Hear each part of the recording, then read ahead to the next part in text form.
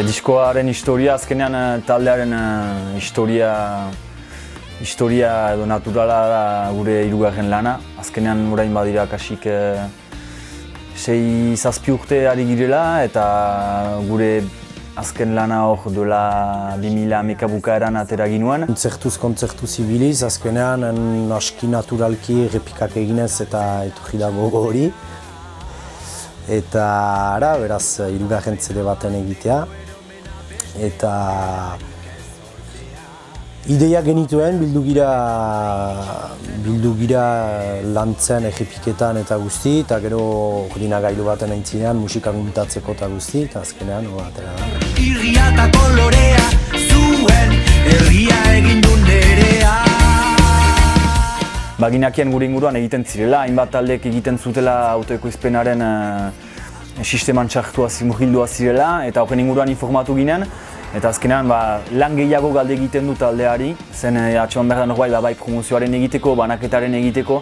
Azkenean disketxe batek egiten duen lana egin behar duzuzuk, baina gero hartzen zira hainbeste ere ez dela. Beste harreman bat bada jendeekin guk ditugularik gauzak kudeatzen.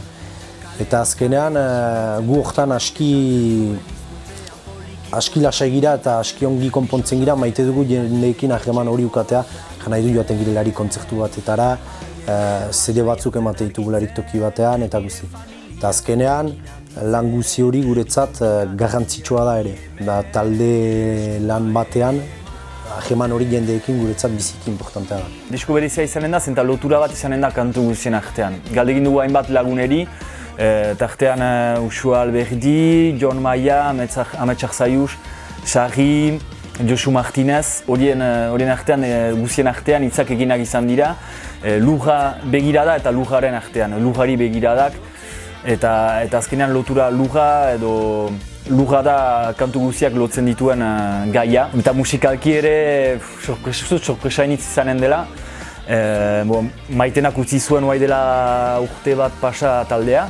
Eta beraz, neska hotsa hori behar da falta izanen da, edo faltan sumatuko dute batzuek. Bestaldetik estiloa uste dut biziki zabala izanen da.